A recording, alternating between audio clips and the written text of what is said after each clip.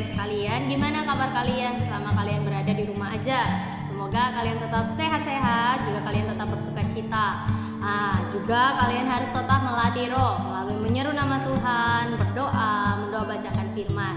Hari ini Kak Vita mau menceritakan meringkas dari kitab Ezra, terutama dalam PMA kita volume yang ke-48 di minggu yang kedua ini. Itu adik-adik teman-teman sekalian, ketika kita mau mendengarkan ini kita juga belajar untuk tetap melatih roh.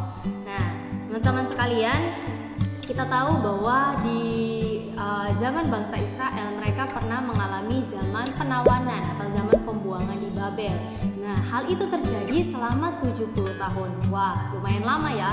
Selama 70 tahun bangsa Israel ini ditawan di bangsa Babel. Iya, di Babel. Nah, kemudian pada zaman pemerintahan Raja Kores ini memberikan perintah kepada bangsa Israel supaya mereka ini bisa kembali ke Yerusalem.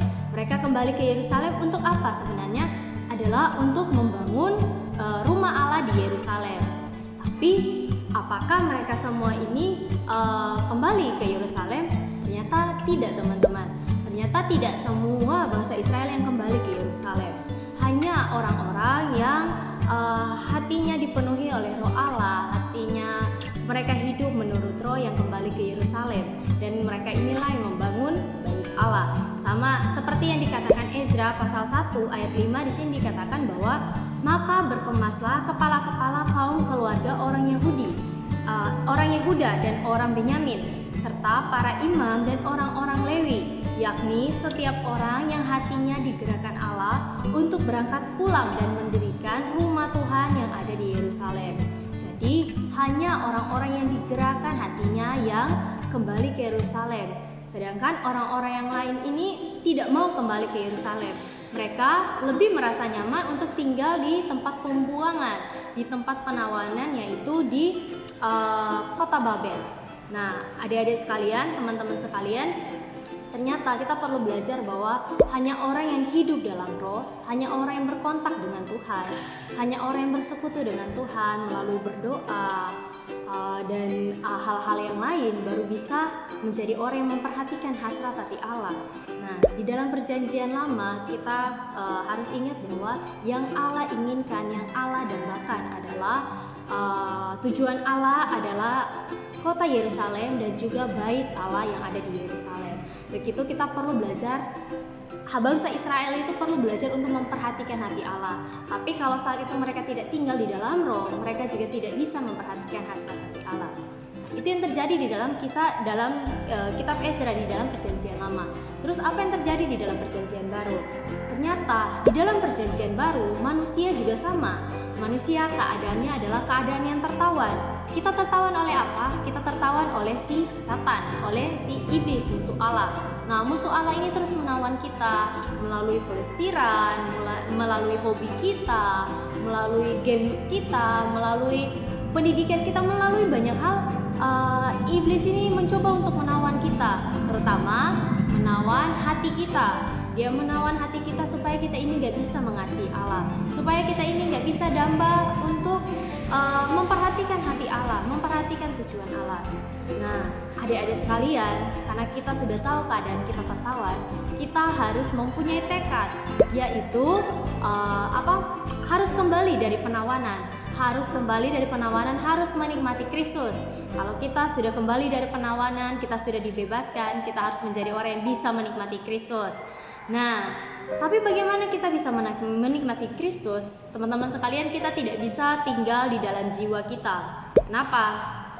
Sebelum kita harus pahami bahwa manusia kita ini mempunyai 3 bagian, yaitu ada roh, jiwa, dan tubuh. Di dalam 1 Tesalonika pasal 5 ayat 23 dikatakan, semoga Allah damai sejahtera menguduskan kamu seluruhnya, dan semoga roh, jiwa, dan tubuhmu terpelihara sempurna dengan tidak bercacat pada kedatangan Yesus Kristus Tuhan kita. Jadi teman-teman sekalian, di dalam diri kita ini, manusia kita ini mempunyai 3 bagian, yaitu jiwa, roh, dan tubuh. Nah, gimana caranya kita ini bisa memperhatikan hasrat hati Allah? Kita nggak bisa menjadi orang yang tinggal di dalam jiwa kita. Kita juga tidak bisa hanya mengandalkan tubuh kita. Kita harus kembali ke dalam roh kita. Kenapa harus ke dalam roh? Karena di dalam Yohanes pasal 4 ayat 24 dikatakan Allah itu roh, dan siapa saja yang menyembah Dia harus menyembahnya dalam roh dan kebenaran. Ya, adik sekalian, kalau kita mau menjadi orang yang memperhatikan hasrat hati Allah, kita hanya bisa menggunakan roh kita. Karena Allah kita juga adalah roh. Dia juga mau kita menyembah Dia hanya di dalam roh dan kebenaran. Nah, teman-teman sekalian, di sini dijelaskan bahwa kita ini harus menggunakan roh kita. Kita juga harus melatih roh kita.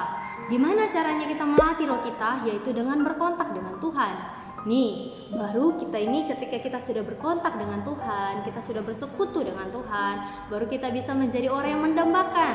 Mendambakan apa? Mendambakan perkara-perkara yang berhubungan dengan Allah. Kita menambahkan berbuat baik, kita menambahkan menjadi orang yang terus bersidang, kita menambahkan menjadi orang yang bisa menolong orang lain. Itu adalah kita menambahkan perkara-perkara Allah, dan kita bisa mengalami itu ketika kita berkontak dan tetap melatih roh. Adik sekalian, dengan itu juga kita baru bisa menjadi orang yang memperhatikan tujuan Allah. Nah, apa sih tujuan Allah sebenarnya? Apa yang Allah mau? Apa yang Allah kehendaki? Tujuan Allah di dalam perjanjian baru adalah membangun gereja. Hari ini gereja adalah siapa? Gereja adalah kita. Begitu teman-teman sekalian, kita harus belajar untuk membangun gereja, yaitu melalui kita bersekutu di dalam sidang-sidang, melalui kita berdoa, melalui kita membagi kenikmatan kita sedang membangun gereja. Puji syukur. Nah, terus bagaimana orang yang bisa membangun gereja? Sudah kita jelasin tadi ya. Orang yang membangun gereja adalah orang yang melatih roh dan hidup di dalam roh. Puji syukur.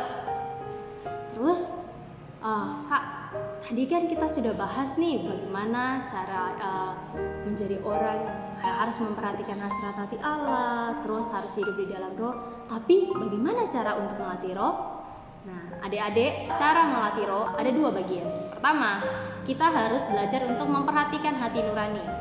Nah, di dalam roh manusia ini, tadi di dalam manusia ada tiga bagian. Ada roh, jiwa, dan tubuh. Di dalam jiwa, di dalam tubuh hanya satu bagian. Di dalam jiwa ada tiga bagian. Ada tiga bagian: pikiran, emosi, dan tekad. Di dalam roh kita juga ada tiga bagian. Ada hati nurani, intuisi, dan persekutuan. Nah, bagian utama dari roh adalah hati nurani.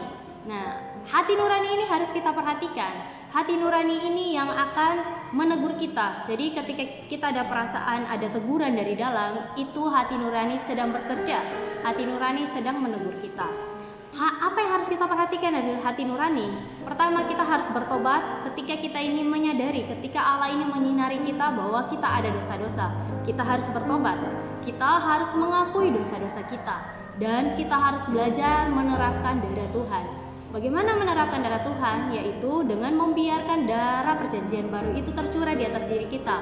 Dengan kita bertobat, Tuhan, mohon darah-Mu yang telah tercurah di kayu salib itu untuk membasuh aku bersih. Nah, dengan kita berdoa demikian, darah itu membasuh bersih diri kita. Adik-adik, kemudian apa yang harus kita lakukan? Cara melatih roh kita lagi. Yang kedua adalah kita harus berkontak dengan Tuhan. Kita harus berkontak dengan Tuhan melalui menyeru namanya, juga melalui mendoa bacakan firman-Nya. Firman-Nya adalah firman yang hidup. Begitu kita harus belajar untuk berdoa, juga mendoa bacakan firman, juga menyeru nama Tuhan. Syukur. Nah, terakhir di dalam 1 Timotius pasal 4 ayat 7b sampai 8 dikatakan, latihlah dirimu beribadah. Latihan badani terbatas gunanya, tetapi ibadah itu berguna dalam segala hal, karena mengandung janji baik untuk hidup ini maupun untuk hidup yang akan datang. Jadi adik-adik sekalian, kita harus belajar untuk terus beribadah di hadapan Allah, terus menjadi orang yang melatih roh kita, berkontak dengan Allah melalui menyeru nama Tuhan, melalui berdoa, melalui bersekutu dalam sidang-sidang, baru kita bisa menjadi orang yang memperhatikan hasrat hati Allah. Jadi kunci untuk bisa membangkitkan roh kita adalah beribadah kepada Allah. Beribadah kepada Allah melalui melatih roh kita. Syukur kepada Tuhan. Kiranya Tuhan terus membangkitkan kita orang-orang muda, orang-orang muda yang bagi pembangunan rumah Allah, orang-orang muda yang terus membangkitkan roh kita dengan bersekutu dengan Allah. Syukur kepada Tuhan. Haleluya.